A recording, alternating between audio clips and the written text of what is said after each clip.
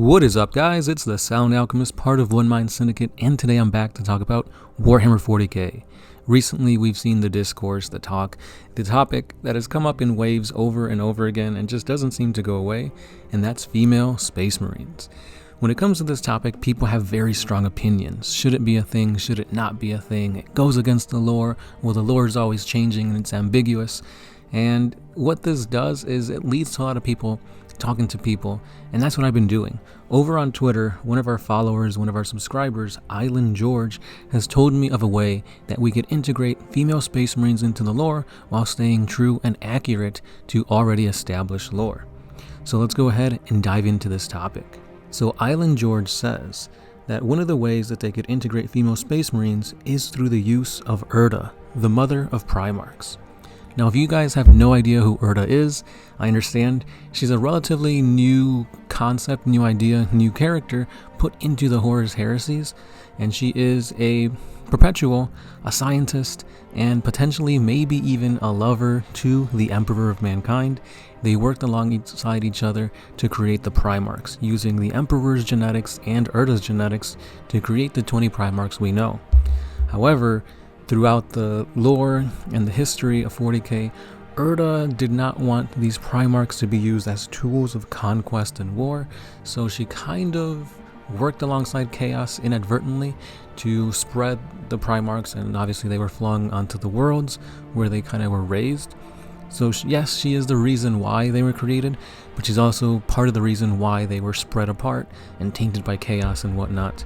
So perhaps she also tainted either the 2nd or the 11th Primarch to become a female, and as such, female Space Marines could be produced through the gene seed of said female Primarch. That's also what I have in my fan lore for the 2nd Primarch. She is a female blank, which goes against, she's basically the antithesis to the Emperor, where the Emperor is a male Psyker, the strongest Psyker in the galaxy. This 2nd Legion Primarch for my fan lore is a female blank. However, I don't have female Space Marines in my lore. Through a female Primarch creating male Space Marines, it came with a lot of gene seed deficiencies, and that's what I have going in my lore. But going back to George's theory over on Twitter, he continues by saying that if you have Erda, she could mix her flesh with the Big E's flesh to create a gene seed that could be compatible for women's Space Marine. Not just that, but you could even use Erda's gene seed, mixing it with Living Saints to create some co-combination and also make it friendly. So yeah, that is a reason as to how we could implement it. The only thing though is the Emperor didn't create Space Marines. It was Amar Astartes. And the Emperor did play a part in it, obviously, but Amar Astartes has a bigger role in creating the Space Marines through the gene seed of the Primarchs. And at that point, Erda was kind of in exile, because obviously the Emperor found out about her flinging the Primarchs across the galaxy, and that led her to a self-imposed exile. He didn't kill her, but she did get exiled. And then later on, she did get kind of messed up by Chaos. So if you want the full lore, the full story on Erda, stay till the end of the video where I give you a re-upload of her lore. It's new-ish, like I said. It changes the old lore of the Horus Heresy, but it makes sense in my opinion. Like, it adds more depth to the Primarchs, to the Emperor, and overall to how Chaos played a role with the Primarchs. So I definitely recommend you guys check that out. Again, just stay till the end of the video. But going back to the concept of female Space Marines, Erda would make sense. Why would you integrate a vastly powerful perpetual into the lore and not continue using her to create more lore in the future of 40K? So yeah, let me know your guys' thoughts. Let me know what you guys think about George's opinions, thoughts, ideologies. Do you think this makes sense? Do you think it's just a way of retconning things? And I'd like to hear your thoughts and opinions down below. Once again, thank you, Island George, for your input. It was nice talking to you, and I'm just happy we can have this discourse without having it get out of hand, because like I said, people are really passionate about the lore and overall Warhammer 40K, and sometimes changes and ideologies come into that, and it just blows things out of proportion. So it was nice talking to you in a civilized way, to put it simply. So again, guys, let me know your thoughts down below, and enjoy the rest of this video, which is lore on Erda, the mother of Primarchs. Thanks.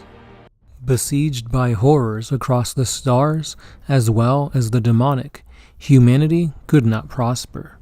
Their fall during the Age of Strife led to countless deaths, hopelessness, and a fractured civilization. And then a golden light shone across the darkness. Hope came in the form of one man, the Emperor. The almost impossible task of reclaiming Terra from the techno-barbarian warlords, as well as unifying all human worlds, would require a massive army, amongst many other things. No one man alone could accomplish such a feat, and for many editions of Warhammer 40K, it seemed that besides Malcador, the Emperor could and did do it all. But the Emperor is not omnipotent. He is not all-knowing. He is not perfect. He is flawed. He is not a god, at least not yet, and thus he did have help. If we look between the pages of the novel Saturnine, as well as the Warhawk, we are introduced into a major player in the creation of the Primarchs, a perpetual by the name of Erda, the mother of Primarchs. What is up, guys? It's the Sound Alchemist, part of One Mind Syndicate, and today we're here to talk about Warhammer 40K, or I guess in this matter, Warhammer 30K, as we dive into the lore of some pretty crazy stuff. Erda, the mother of Primarch. So like I was saying earlier, for the longest time we thought that the Emperor created the Primarchs through his genetics alone. However, that is not the case. He did have some help, and in this 40 Facts video, we are going to look at all the information we have from this new character, Erda. So without further ado, let's dive right in. During the war to reclaim Terra from the techno-barbarian warlords, the Emperor, or Neoth as he was known at that time, rose to power as a king via allying with many perpetuals. These undying beings were a strong asset towards the Emperor's goal, but as fate would have it, all but a few would leave him for one reason or another. The perpetual Erda stayed for her adoration of the Emperor alongside Malcador the Sigillite and another known simply as Astartes. Disaffection grew amongst our kin. Even the best of us could barely keep up, and I think he resented that. He is quite ruthless, and he is astoundingly arrogant. I suppose it would be hard not to be if you were him. He was always right. He never looked for advice or counsel. He reshaped the world and drove it forward, and he would not be questioned on the merit of his plan. To do so was heresy. Most of us divorced ourselves from his efforts. He was taking risks. One by one, perpetuals aligned to him slipped away. He was glad to see the backs of them, I think. He was tired of their objection, weary of their caution. He wanted results. He became angry with the minds that could not match his speed of thought and his genius. So, most of us left him. They went away into other lives, or went into hiding, or left the homeworld. A few stayed. The Sigillite, of course. He was always married to the cause.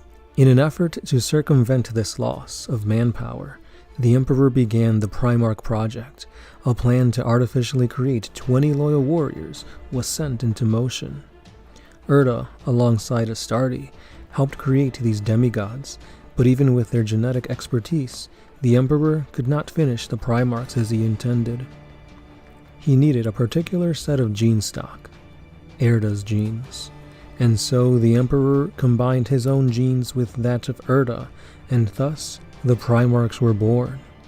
The father, the Emperor, and the mother, Erda, had created their children, the 20 Primarchs.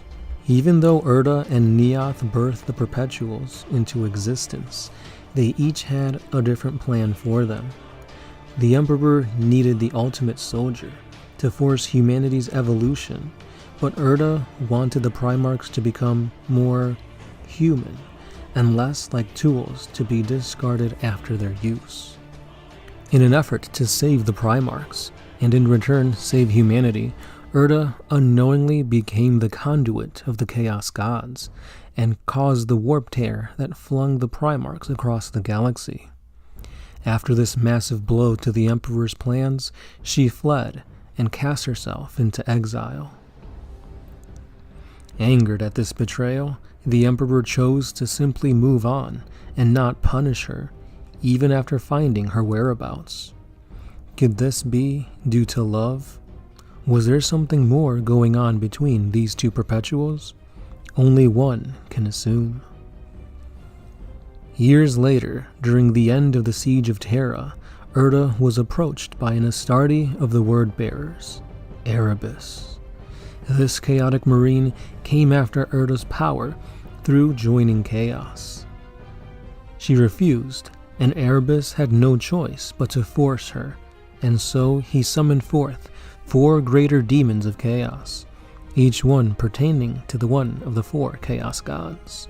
This would normally be considered overkill, but let's not forget that Erda is the second strongest perpetual after that of the Emperor of Mankind. And as the 4 demons stood before her small, fragile frame, Erda's body began to split into 3 beings. The first was an older human, capable of freezing anything she touched in place. The second was a young woman wielding a staff and radiating a strong psychic presence. And the final was a little girl clutching a bloody scythe. The battle was indeed an epic one, as the 4 demons attempted to massacre the 3 women. A whirlwind of psychic energy emanated from the battle. But by the end of it all, Erda triumphed. She was exhausted and in a weakened state when Erebus came up to her, placing his anatheme blade to her neck. Even against a perpetual, a lethal blow from this weapon meant certain death. Once again, Erebus asked her to join chaos, but this time her response was a mouthful of bloody spit across his face. The last thing she heard was the frustrated yells of Erebus saying, "Worship me!" And just as quickly as she was introduced, Erda met her end. With that being said, I want to know what your thoughts are on this new character. She has a lot to do with a lot of things in 40K. There is a little bit there that I didn't mention, that she actually talks to a lot of the other perpetuals in the story, such as John Grammaticus and Olanus Pius, and she puts a lot of things into motion, and it's just crazy how, like, for so many editions of 40K, she wasn't brought up, because obviously she wasn't a thing. And with these novels, we get to learn more about the intricacies of the heresy, the Great Crusade, the creation of the Primarchs, and we now know that the Emperor didn't just create the Primarchs completely through his genetic prowess. He actually made it alongside Erda, a perpetual, the second strongest perpetual at that. And that's crazy to think that, I mean, where the Emperor is looked at as a god, since all of his crazy feats that he's capable of, such as subduing an uncharted Catan, making treaties with the Mechanicus, and just everything that he was able to do, smiting Horus in one attack. Like, Erda, she's right behind him. So in all senses of, of the word, she is a goddess. So that's just crazy that such a major character has just been added to the 40K, universe. And I just want to get your guys' thoughts and opinions on Erda. Like, do you like it? Do you think she was just shoehorned in here? The thing I don't like about this is that she kind of just came out of nowhere and then she's dead. So it's like, if you had any questions, any ideas, anything like that, it's it's kind of like we'll never get those answered, because I mean, her story's over. The other thing too is this kind of humanizes the Emperor even more so, where he's not just like this all-powerful god.